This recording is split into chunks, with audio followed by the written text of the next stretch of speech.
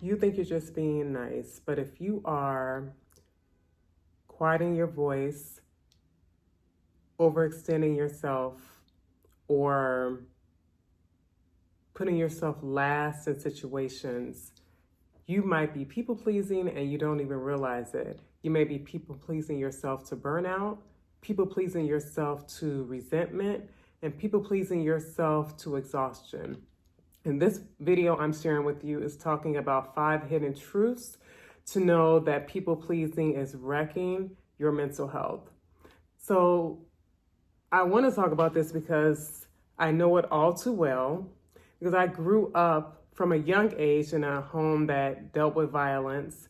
And as a very little girl, dealing with that, I had to figure out my ways to adapt. And the way that I would adapt to this violence was in my mind, first of all, knowing that I wanted to keep peace and keep myself safe. And so the ways that that would happen would be to try and keep peace by being someone who would do what I was told all the time, go above and beyond to try and satisfy the people around me, and even overextend myself and do things that I didn't really want to do, in all honesty. But if I thought that those things would keep things peaceful and keep, violence from happening in my surroundings, then those are the things I was willing to do. And that ultimately caused me to use this pattern of behavior in a lot of areas. So, I did this to fit in different social groups as I got older. I wouldn't speak up for what I wanted so that I could just be part and have a sense of belonging to groups that I wanted to belong to. And it became this cycle that really, in the bigger scheme of things, I realized as I got older, I was not happy. I just wasn't happy. And I didn't see myself yet to understand that a large portion of why I wasn't happy is because I wasn't being authentic to myself. I wasn't being true to myself. I wasn't considering myself. I was not the advocate for me. I was really the advocate of having this false sense of belonging, this false sense of acceptance, that really took a toll on my mental health, because in that I began to be exhausted. I began to feel like I didn't have real connections. I began to have a lot of negative thoughts about myself because I couldn't lie to myself. I knew that I was doing these things in one way. I knew that I was doing things that I didn't want to do. And those things were showing up in the way I felt emotionally, and it was actually impacting my relationships. Even though I was doing this thinking it would help my relationships, it really didn't. It really impacted my relationships for the worse. It wasn't for the better. And so I want to talk about 5 ways to know that people pleasing is really hurting your mental health.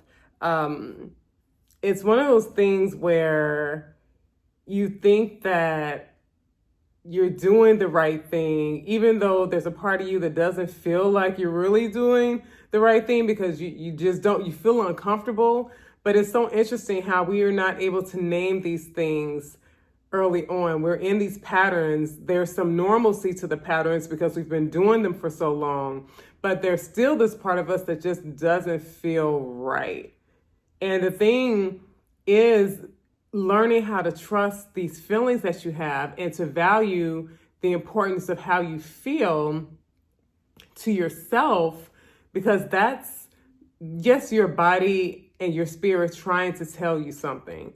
Oftentimes the problem is we want to appease everyone else and we want to be concerned about how they feel, and we neglect how it is that we feel. So we're going to talk about these ways. So the first truth that lets you know that your people pleasing is ruining your mental health would be that it is a behavior that disconnects you from your truth. It disconnects you from your truth. You might be there being able to be about what everybody else feels is true and be about what everybody else values, because that's what a people pleaser does. But you're being disconnected from what you feel is true and what your truths are. And oftentimes these are put to the side when you are trying to people please. You're putting the person, the thing that you're trying to please front and center in your life, and all of you gets pushed to the side. So if it's true that you really don't like to engage in certain behaviors, but because you want to please this person or this group, you engage in these behaviors, well, then you're not being true to yourself. You are doing something that definitely goes against a value that you have. And our values are deeply rooted in us. They're important to us. I think at a spiritual level, our values. And if you are pushing your values to the side to please other people, this really can set in some really negative feelings, some negative emotions. I remember as a teenager, as a young adult, as an adult, how much I would agree with people around me so that they could be happy. And every time I was saying no to me. And over time, even though at some point you don't know the magnitude of what you're doing, again, something doesn't feel right, but you also have this idea of what's supposed to be so important to please these people so that you can belong, or for whatever the reason is. But what I noticed is I did start to feel confusion. I began to it became difficult for me to make decisions. And I think I became more numb emotionally. Like I had to turn myself off in order to be able to do this pattern of behavior to show up for people and to not show up for myself. I had to somewhere in there emotionally turn myself off. And there was a portion of me that was numb doing these behaviors, and that in itself is a part of how our mental health is impacted. If we are emotionally not tapping into our feelings and turning them off, that's pretty dangerous in the long term. It really impacts how you can connect to other people. So that's the first way that I know how mental health is impacted by this people-pleasing behavior. It's a behavior that we have to get away from. Because number two really speaks to how it builds up resentment. It causes you to really have deeply negative emotions internally, oftentimes toward the people or the person that you're trying to please so much, because you're doing this from a place that's not even really authentic. It's not what you even want to do. So it's not heartfelt.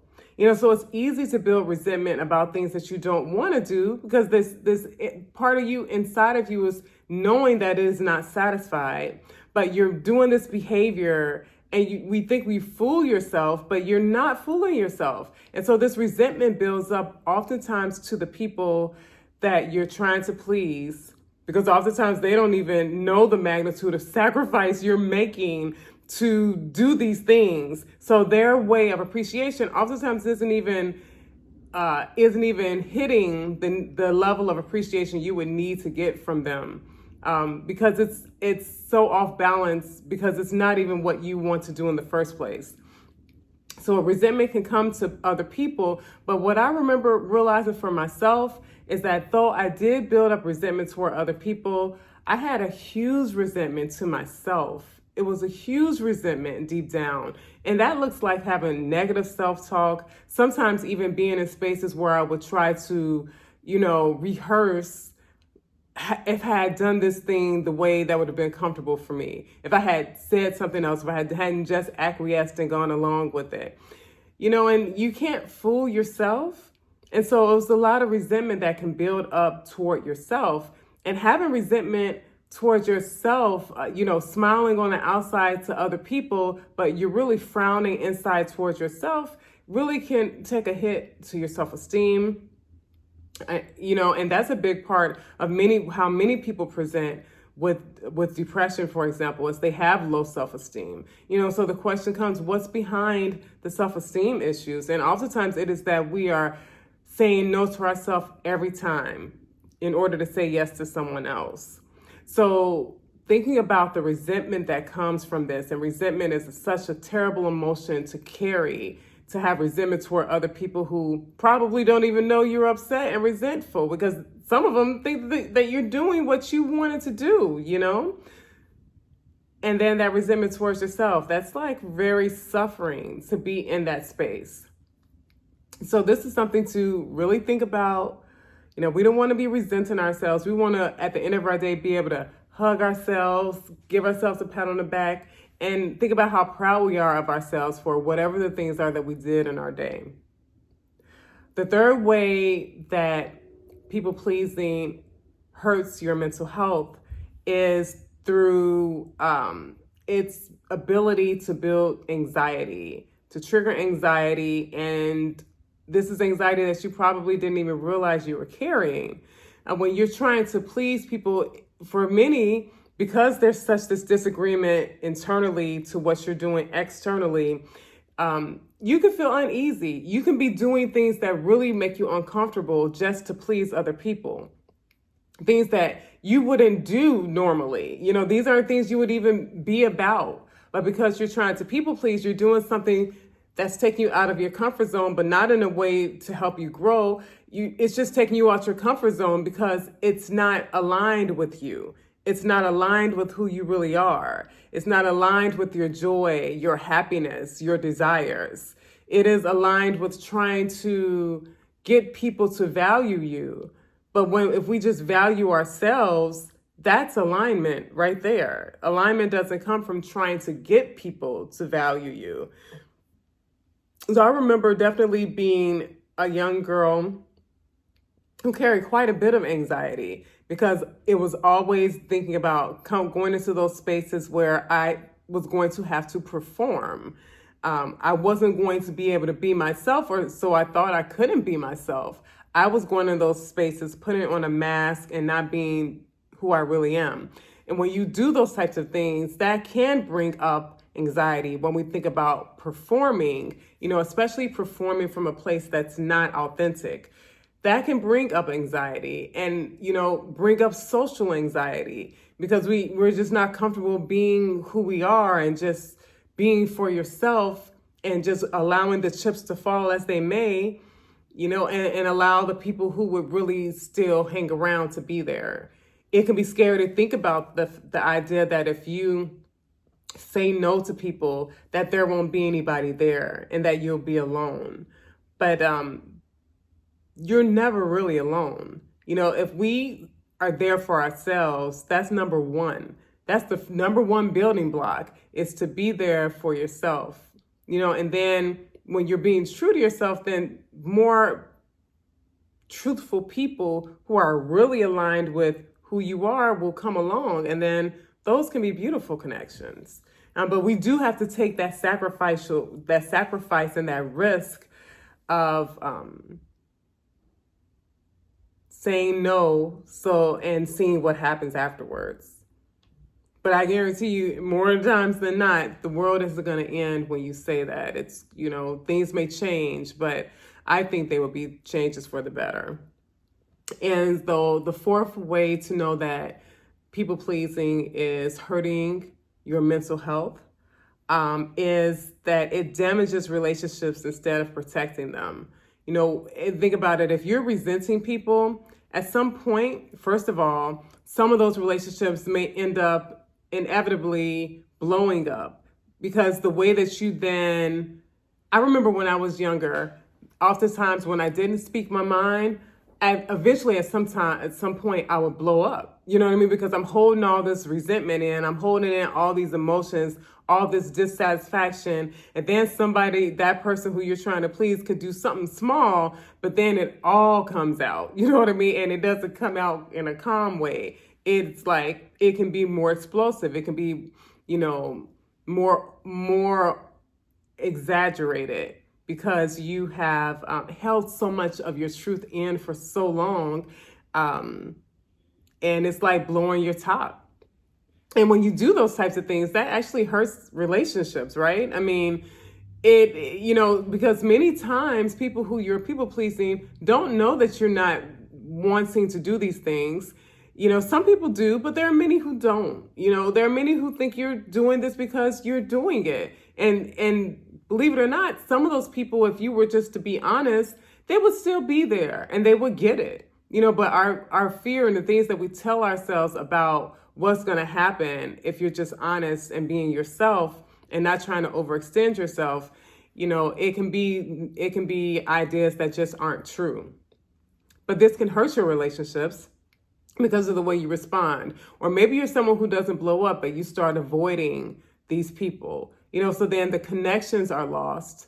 The intimacy and the real true intimacies that can come in relationships, friendships or romantic, that can be lost as well. Because if you're avoiding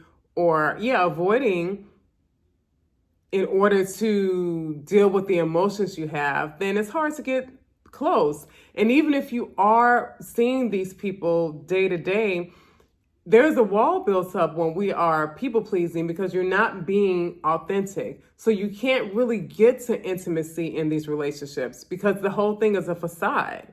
It's not even real.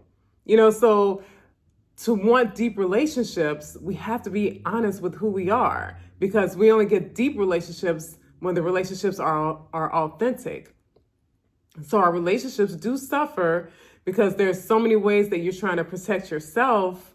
And the biggest way to protect yourself is just to be honest with what it is you want in the beginning, and allowing the people who don't align with that to leave and allow the people who do to come, And so something to think about. We say we want deep relationships, but sometimes we're going for these superficial relationships that on the surface look like they're deep just because people are present. But just because someone's present doesn't mean that the relationship is deep. But the final way that people pleasing is hurting your mental health is that it actually delays healing. And the reason that people pleasing delays healing is because people pleasing isn't just a way to try to appease other people. It's not just this pattern or this habit that you have. It's also a coping strategy, but it's a coping strategy that's rooted in unhealed pain. So you can't heal if the coping strategies you are using are from a place of unhealed issues, unhealed pain.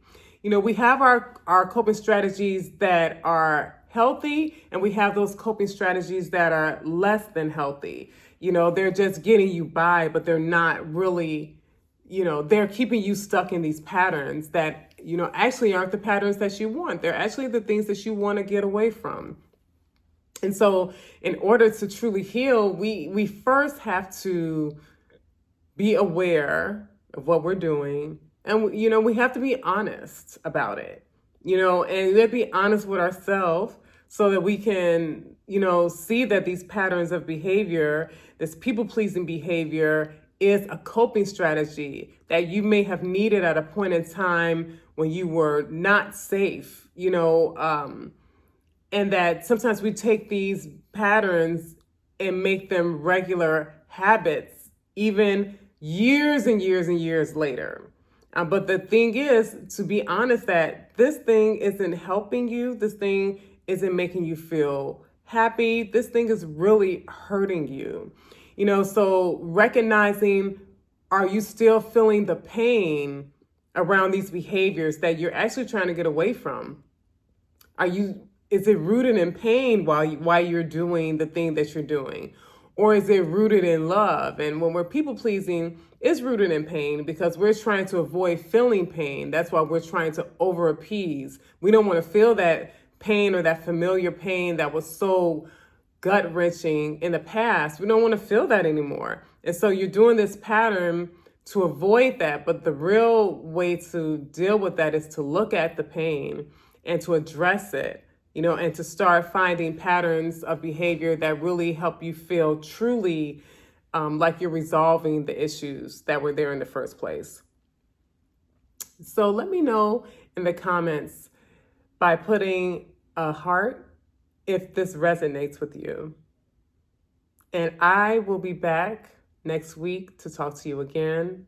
I hope you have a beautiful start to your week, or I don't know when you're watching this, but whenever you're watching this, if you could hit the like button, that would help me out so much in terms of trying to get this message across, because I am a nurse practitioner in psychiatry who knows that healing is holistic, and to be whole is to be healed. And that is my mission, to help us all to be empowered to understand how we can come along and bring a holistic approach to our well-being. And at the top of the chart for me is our mental well-being. I'll see you next time. Take care.